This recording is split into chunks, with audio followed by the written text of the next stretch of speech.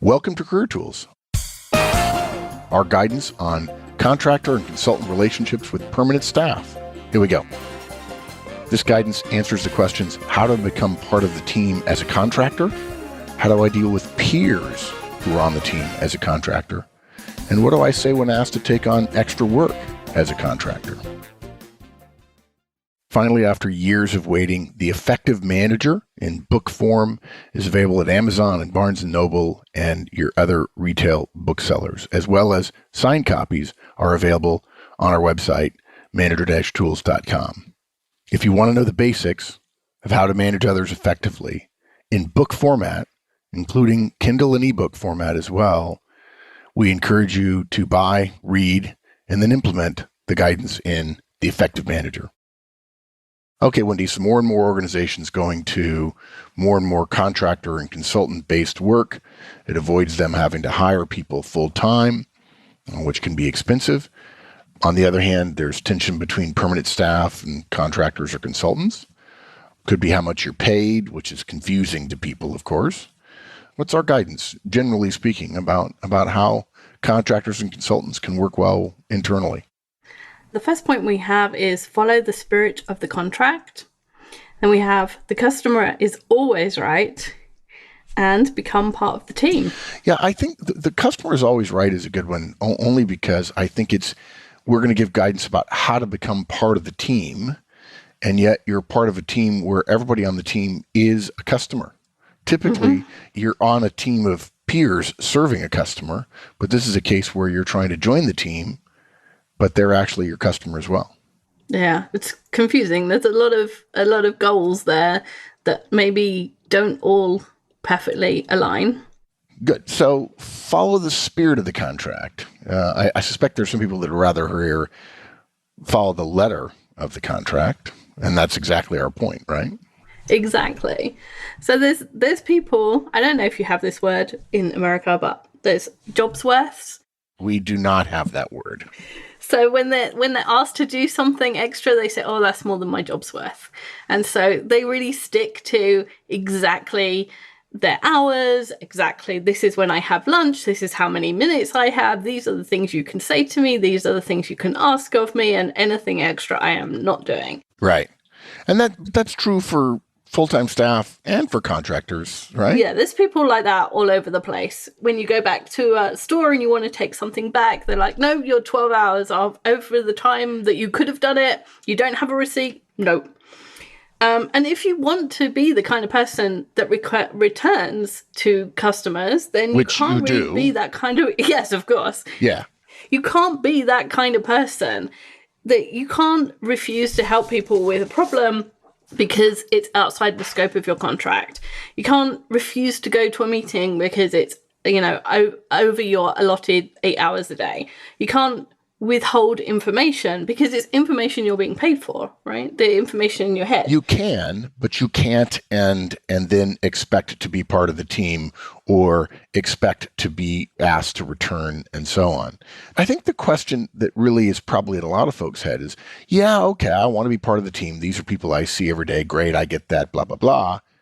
But my boss back at my company, the contracting company, says, no, we don't want to overdo it. We don't want to give them work they're not, because you may be stealing the job of another contractor. We could bill to them.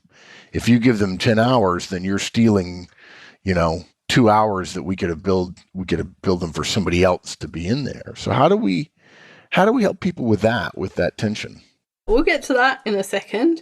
The idea is that if you're going to be part of the team, if you want to help the team achieve their goals, which is the thing that you want to do, because if they achieve their goals, you'll be asked back to help them achieve again. And the other thing about being a job's worth is you'll be resented. If you're the kind of person who says, no, I'm not going to that meeting because I've done 8 hours today, irrespective of whether or not you're going to do 6 tomorrow, there's got to be some flexibility, because otherwise you will build up the resentment. So to the person who says, well, I really don't care about the resentment, we would say, okay, we respect that you don't care, but if you complain later about the fact that you're not being asked to return, or you end up not being billable, then what we're going to say is it's your own fault. Yeah, exactly. It's in your interest to become part of that team and have some flexibility. What if the person said to us, well, but I did every single thing in my job, and I'm actually the best developer on the team. I'm better than everybody they have. Yeah, it doesn't help. We had I don't know if I've told this story before, but when I was working on contracts for IBM, we had some contractors there were three of them, and they had super, like, hen's teeth rare skills. And we knew that they had us over a barrel. And they'd just been renewed, and they sent an email that was intended to be just between the three of them, but it got to one of us. Yeah, right. And it said fairly rude things about their relationship with us, and they were terminated.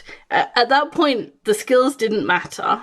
It was like, we can't have these people on our contract, with our customers, on our site.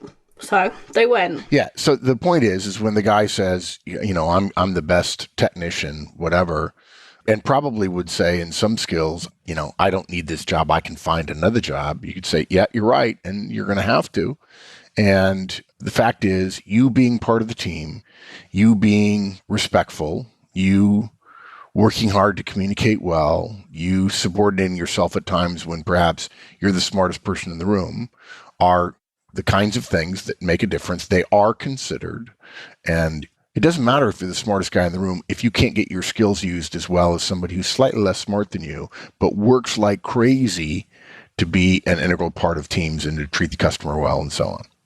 Exactly. Yeah, good. Okay. So to your point, we're not saying that you should continually work outside of your contract, take work on that's not covered by the contract. We're saying that mucking in and being a good team player will give you more positive outcomes than not doing so. Yeah, let's put it this way. There's a big difference between taking on something every once in a while and working 80-hour weeks. And there's also a difference between saying, I'm not sure I want to do that. They would use me up, fine. But just don't go around saying, I don't have to do that because that's not in the contract. Mm-hmm. You talk about a quick way to become not part of the team, to not be respected. That's the other extreme, and you won't get very far doing that. Your company may say you can always say that, but we don't recommend it. Yeah, it's just not helpful. And so if you are the expert, if you're asked a question that's within your realm of expertise, answer the question. That's why you're there. But if you're approached about additional work, then say yes, but choose your words carefully. And Paul, who's one of our IT people, gave me all of these answers, and he's a super diplomatic person. Yes, he is. And so they're all really diplomatic, much more diplomatic. So say yes, right? Yes, I can help with that. Or yes, I can see where we might want to do that. Or yes, I can definitely see where you might want me to jump in on that one. And then the thing that you want to say next, and the thing you want the most to hear is, okay, good. Now, before I get started, I need to go and talk to Bill about getting some guidance about how I fit this in. To be clear, Bill is your boss at the contracting firm, right? Yeah, you need to talk to both the boss at the contracting firm and the person who's paying the bill at the company. Yeah. Because those two people have the control. You don't start by saying that's not in the contract. You don't say, I don't think I can unless I get approval. You say, sure, I get where that's important, and I have to get some help figuring out how we're going to get it done. Exactly. Yeah. Okay. It's a yes and statement rather than a no but. Or worse, I'd love to help, but I can't. Yeah, which is a useless statement. Yeah, exactly. And then the last thing he said to me was, make sure that you go back to that person who asked you and let them know what happened. After you've talked to the two people, right? Exactly. So you don't want to take on actual work before you've talked to the person who's signing your timesheets, and if you have a consulting boss, to both of them, and it's been added to the scope of the contract. Okay. So I have an example. So say you're consulting to a call center team on improving their metrics, and the team manager asks you about shift management and the best way to ensure that the call center is adequately staffed, which is outside of your contract. So you can have a conversation about the general principles and resources so that he's better informed, like a 20-minute conversation. But what you don't want to do is work out a new shift pattern and start allocating people with them. If the person who signed the contract wants to do that and your contracting boss is okay with that, then add it to the scope of contract and then start work. Yeah. So in other words, if Wendy's my boss, folks, and she comes to me, my boss on site, and so she comes to me and says, hey, can you help with this shift work problem we're having? Well, sure, I'll be happy to sit down and tell you what I know in a high level. And then when Wendy says, can you actually do that? So that I'd love to. And let's make sure we dot our I's and cross our T's. I may need to talk to my boss about that. And you're much more likely to be seen as a team member and much more likely to be valued if you are willing actually to share some of your information. You don't say, well, if I share something, they'll do it and they'll essentially use what I know and I won't be able to. No, just the opposite. The willingness to share a little bit will actually increase the chance that you get the work, and it'll make you be, in their minds, much more like a part of the team. You're not losing anything by saying, sure, let me tell you what I know about that. And you're not outside the contract as long as you don't agree to do the work. While at the same time, you're avoiding the danger of saying to the client, yeah, I know stuff, but I'm not even really supposed to talk to you about that, which is ludicrous. Of course you could. You could talk to them. Yes. And we recommend you do. Okay, good. So then customer's always right. I love that. That's rule number one. And rule number 2 says, if in doubt, go back to rule number 1. Nice. And the contractors or consultants are in the ultimate customer service position because the customer is right there in the team working with you. There's no one between you. There's nothing that separates you. There's no other department in between. There's just you and the people you're working with. And you will hear everything that they say about you, good and bad. Like, you're just going to hear it. And some of it's going to be fair and some of it won't be. And it's really easy to take offense and resent people who have unfair views, especially when they're your customers and you're working hard for them. Most times, the peers that you're working with, they don't really understand why you're there. They don't understand why the company chooses a contractor over a permanent member of staff. And maybe someone got laid off and you've come in, to do half of their job or whatever. And they really like the guy who got laid off. And so they have bad feelings, not about you per se, but someone being in that role. And they just know that you're being paid a lot and doing less work. That's often the view that people have. And if they have that, it's really not about you. You don't want to try and fix them or explain or really try and help them understand the situation. Just don't engage. Yeah, because it'll come across as defensive. Yeah. Just say, exactly. Hey, I if they make a snide remark and you overhear it, just ignore it and say, hey, you know what? That's part of the territory. That's okay. Now, we're not suggesting that it's okay what they're doing, but you don't want to be so willing to take offense that you become a pincushion. And their stuff doesn't need to become your stuff. Do what you want other people to do. When you say something untoward, something impolite, you want them to forgive you and move on. So, as Jimmy Buffett says, breathe in, breathe out, move on. Yes. And on some contracts, you'll be included in every meeting, and in some, you're not invited to any. And then sometimes you'll be asked your opinion on everything, and sometimes you'll be asked nothing and just put in the corner with the computer. I was at a client once as a consultant, and they wanted help with the CEO's monthly message. So I sat down with the CEO, and he had a couple of difficult messages that were discordant. A couple were good, a couple were bad, and he wanted some help putting it together. And he knew I'd done speeches before in communication consulting and so on. So I helped him put it together. And he said, I'd love to hear how you think this goes in terms of my delivery. I said, great. And it was the monthly meeting of the CEO with all hands, which is to say several thousand people in a big auditorium. And I was refused admittance because I was a consultant. Now, later, the CEO was angry because I didn't get to see it. And then actually, when I tried to log into the computer to get access to watch the video for people who couldn't attend, I couldn't get access. And I finally ended up watching on the CEO's computer because, of course, he had access to his speech. And the VP of HR, who wouldn't allow me to go, said, no, we're just following policy. And I remember the CEO looking at her like, dude, are you serious? That guy helped me write the presentation. Why wouldn't he be able to see it? There's nothing in the information. Well, and then the VP of HR said to her boss at the time, the CEO, in front of me, yes, but I was afraid of what message it would send about how our policy is that we don't have, non-employees in your CEO meeting. It was just amazing.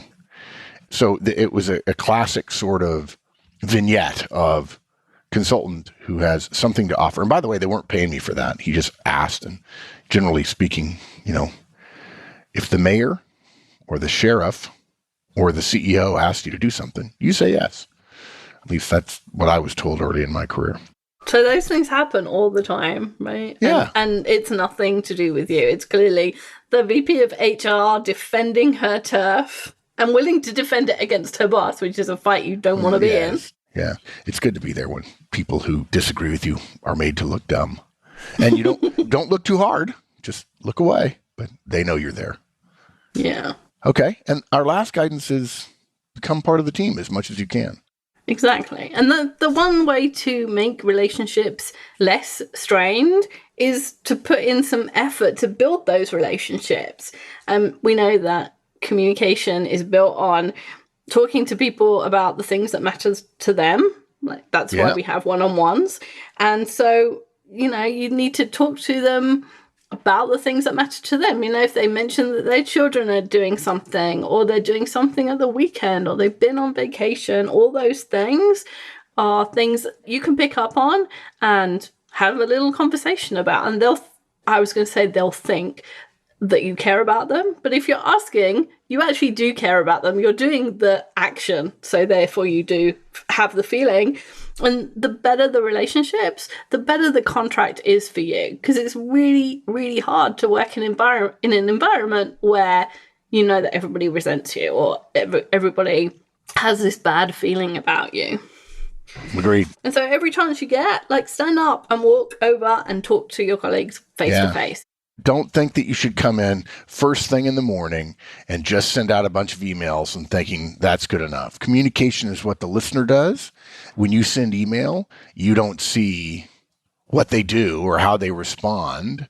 You have to work harder than everybody else to craft relationships. Because even if they're your peers, they think they can actually say, I outrank you. Yeah. Which is dumb, but it's true. That's what happens. There's a lot of dumbness in the world. So you have to be the one that makes more of an effort. If you ever find a peer who's an employee who works hard on their relationship with you, which, by the way, is part of our guidance as well, boy, it makes things so much easier. Okay, good. What else? So if you have the opportunity to go be face-to-face, then do that and use whatever excuses you have just to find out what's going on. Like, what's going on? What have you got going on? What's happening? Just so that you can get a sense of what is happening and what they're concerned about, and then you can ask about that. So you're asking about things that matter to them. And the more that you focus on their stuff and the more relaxed you are, the more the tension will go down in any one relationship. Good. And then if you're not co-located, then call. And you can follow up with an email, but try and talk to people because you need that high fidelity conversation going on. Email is just so difficult. Yeah. And many folks we know think of email as, well, it's, I can communicate with more people. Yeah. And now what you're talking about is efficiency and not effectiveness. And communication is all about effectiveness, and email just makes you more efficient and therefore often less effective. Yeah. And for you, that you're working a narrow tightrope between the terms of your contract and the universal truth that better relationships and a team ethos get better results. And it's a narrow line that you have to work. But the better your relationships, the easier it will be to say, I'd love to help. I can see why you want to do that. And I need to go talk to Bill to find out how we're going to make that work. I agree. It'd be great. Let me just check. I want to make sure that we're dotting the I's and crossing the T's appropriately. Yeah. The better the relationship, the easier that medicine will go down. The worse the relationship, the more likely you'll start saying things like, well, I can't do that, or no, you can't ask me to do that, or you need to go ask my boss. And now suddenly you're not hired back. And your boss goes, what happened? And you say, I don't know. Well, after listening to this, you'll know. Exactly. And you know you've done it right when on your last day people come over from all over to say goodbye, and you get follow-on contracts and referrals, and you stay in touch with that team. Then you really have become part of that team while you've been there. Okay. Thanks, Wendy. Bye, everyone. Thanks, everybody. That's it. Come back next week. More career tools, more good stuff. See you then. If you enjoyed this podcast and you want the how-tos of management wherever you are, check out the free Manager Tools mobile app. It's available on both iOS and Android devices. Go to the Apple Store or the Google Play Store and download the Manager Tools app. Just search for Manager Tools in the respective store, or go to the Manager Tools website, www.manager-tools.com, and you'll find the links on the bottom of the homepage. Once you've installed the Manager Tools app, you'll have access to all the Manager Tools and Career Tools shows anytime, anywhere you want. With easy searching of podcasts by category, using the map of the universe, or using built-in search functions, it couldn't be easier. Additionally, if you're Manager Tools personal licensee, you'll have easy access to all the show notes right from the app whenever you want. Go to the App Store and download the Manager Tools mobile app. You'll be happy you did.